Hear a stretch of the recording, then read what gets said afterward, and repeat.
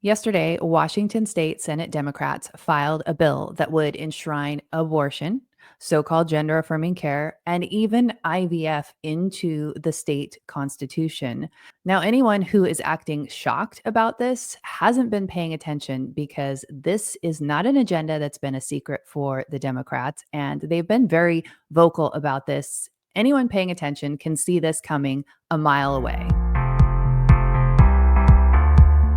Hey everyone, I'm Julie Barrett, founder of Conservative Ladies of America. And today's video is going to be half vent slash rant and the other half bill of the day. So I'm going to incorporate these two into one video.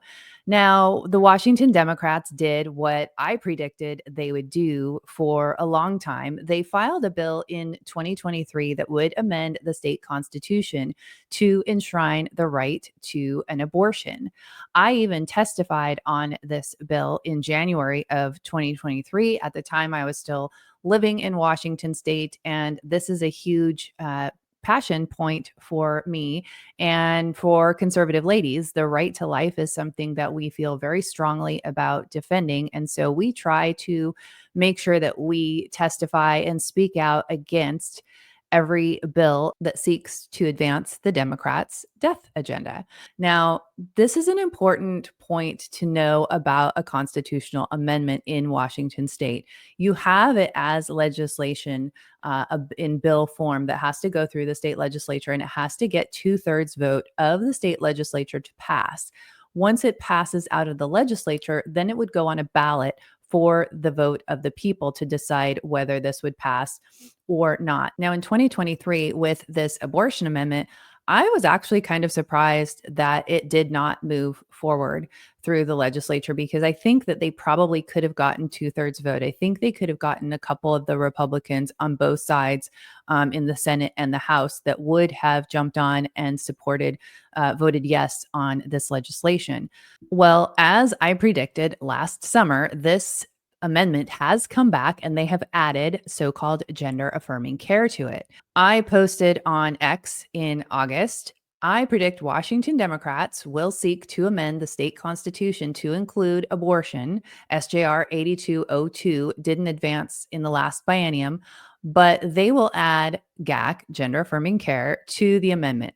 I think the passage of House Bill 1469, making gender affirming care and abortion protected healthcare, was the setup for the packaged amendment. And I don't see that there will be much opposition, but maybe a handful of conservative legislators. Now, I hope I'm wrong, and I hope that there are enough Republicans who will vote no in the current legislature to ensure that the new amendment does not get passed out of the legislature. I think the timing of this is really interesting, and I'm going to talk about that in just a minute. But I want to show you this amendment. It's quite different from the 2022 amendment that only had abortion in it. The new amendment, which is SJR 8202, actually has IVF included. So it reads: reproductive freedom and gender affirming care. The state shall not deny or interfere with an individual's reproductive freedom decisions, which includes the individual's fundamental right to choose to have an abortion, the individual's fundamental right to choose to use contraception, the individual's fundamental right to choose to use assisted reproductive technology. That's IVF. So they're saying that an individual has a constitutional right to use IVF to conceive a child, and the individual's fundamental right to be free from discrimination on the basis of the individual's pregnancy outcome. Note that they're not using the word woman here or female. It is individual to neutralize the gender here. Nor shall the state deny or interfere with an individual's gender affirming care decisions. Nothing in this article narrows or limits the right to liberty, privacy, or equal protection under the law.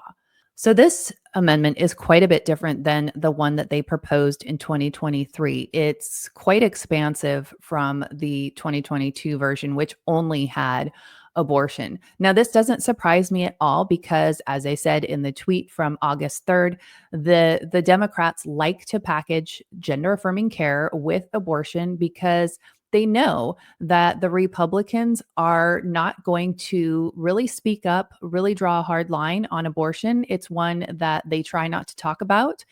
And so the Democrats have been quite strategic about that. And they package gender affirming care with abortion because they're probably thinking that the Republicans will run away from the issue. They won't talk about it. And maybe they'll even vote yes for it because they want to ensure that they get reelected. And Washington is a very blue state and a very pro abortion state. I would say even with the general consensus of most citizens, even people who I would say are on the right, are still pro choice. They are not necessarily what I would call pro abortion, which I kind of define pro abortion as someone who is fine with abortion without limits, on demand, anytime, any reason. Pro choice is kind of that Bill Clinton era.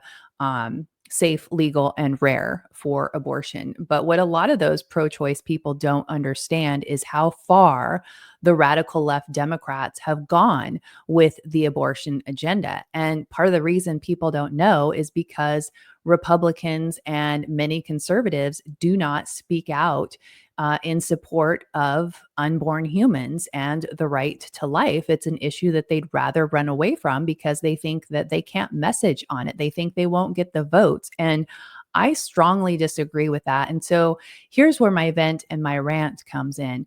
Last night, I was seeing people on social media, particularly on X, a lot of people on the right in Washington who were outraged about this amendment, which they should be outraged about this amendment. It is awful. It is demonic. It's evil. It is a death agenda. Part of what frustrates me is that Republicans are so concerned with being polite and not hurting anybody's feelings. And when I have come out and said things like, this is evil, this is a death agenda. Oh, we can't say that about Democrats. We don't want that's a go calling it evil is going just a little too far. Well, I'm sorry, this is evil and it is a death agenda. And the gender affirming care goes hand in hand with abortion. Why do you think Planned Parenthood also is a provider for so called gender affirming care? Because it's all part of destroying human life.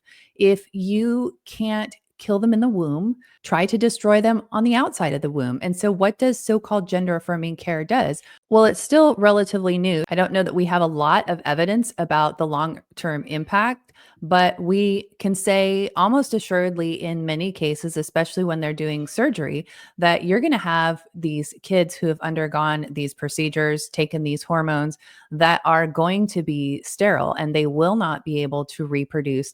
They will need something like IVF. And which IVF, there's a whole other issue with IVF and the right to life because the IVF process creates embryos that will never get used. They will get discarded in a variety of ways. They might be used for science. I happen to know and love a number of people who have used IVF to conceive their children. And this is not a judgment on anybody, but if you look deeper into the whole IVF thing, it's impossible to say that there's not an ethical concern here and that there's not a concern about these embryos being discarded. And if we believe that life begins at conception, then these embryos have been conceived. Now, that's a whole other video, and that's not really my area of focus. But I did want to make sure that I made a note to you guys about IVF and kind of how this fits in with the gender affirming care and the abortion issue. When you see the Democrats and especially groups like Planned Parenthood latching onto IVF and wanting to make that a constitutional amendment, hopefully it triggers some red flags in your mind going, well, why are they for IVF if it's about creating human life? What is it they like about this? It is another way of treating human life as a commodity. So that's another red flag that people in Washington should be concerned about with this. But I have yet to see actually anyone on the right that's talking about this bill speak about the IVF component. And you probably won't see many people on the right touch that because they don't see it as an issue that's going to have widespread support, like opposing gender affirming care. So, why haven't Republicans been messaging on this since the Democrats have been very clear that they were coming back to do another amendment? And if you've been watching Democrats for any length of time, it was very predictable. I mean, if I could predict that they were going to come back and package the next amendment with gender affirming care, certainly people who are political consultants and politicians that have been involved in many years, you would think that they would put two and two together as well. So why haven't they been messaging on it? I actually don't know the answer, and it's not simply a Washington state problem. We see this across the country, even here in Florida, where I live.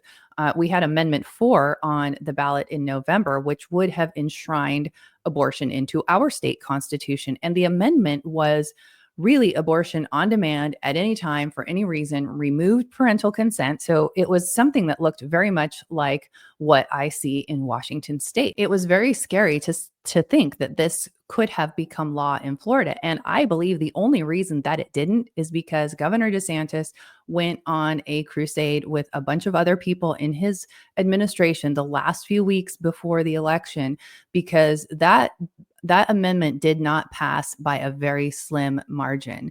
And there were several other states that did pass amendments, red states. In the 2024 election, Arizona, Colorado, Maryland, Missouri, Montana, and New York all passed abortion amendments. The states that did not pass were only in Florida, Nebraska, and South Dakota. Seeing how many of these red states passed these abortion amendments really goes to show that the GOP on just a national level is like always a day late and a dollar short. They're always 10 steps behind what the Democrats and these big corporations are doing to advance this anti-life, pro-death agenda. And we've got to get smarter. We've got to get more strategic. We've got to utilize citizens. And here's another piece that I hope to appeal to you about. It's not enough for us as conservatives or common sense citizens or on the right or whatever you want to call yourself. It's not enough for us to engage in social media. It's not enough for us to be outraged about posts that we see on social media and share it into our groups and share it onto our X feed or wherever you are. We have to take action. We have to be willing to get our hands dirty. We have to be willing to get in the fight and speak up and say something. Yeah, it's going to take time and it's going to be uncomfortable. In the years that I've been speaking out, which granted hasn't been very long, I've had my fair share of attacks from people on the left and even people on the right. But I believe in this strongly enough that I'm not going to let their words stop me from doing what I believe is right. And I believe that we have a duty and responsibility to get in the fight to save future generations. I mean, you might think, well, these are things that don't concern me. It's everyone should have their own right to do what they want with their body.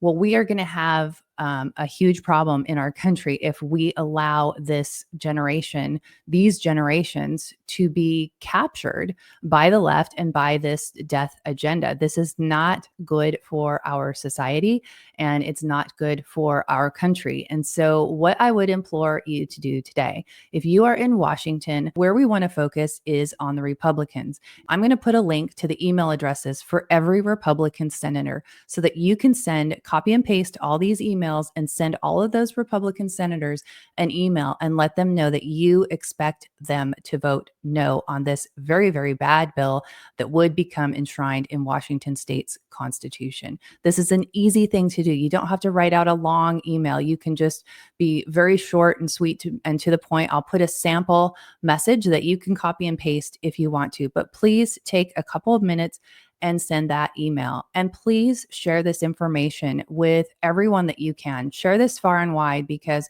we need to activate and engage other citizens in this fight. The only way that we're going to save our country and save these future generations if all of us commit to doing something.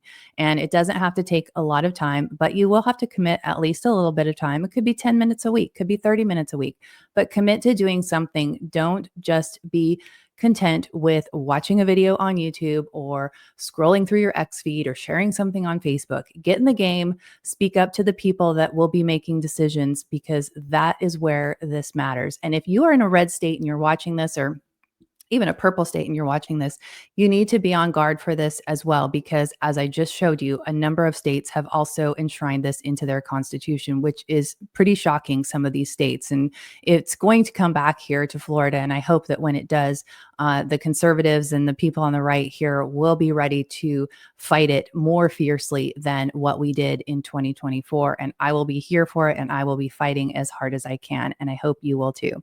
Thanks so much for watching. If you have comments, I'd love to hear from you. Leave those down below. Make sure you're subscribed to the channel, and I'll see you in the next video.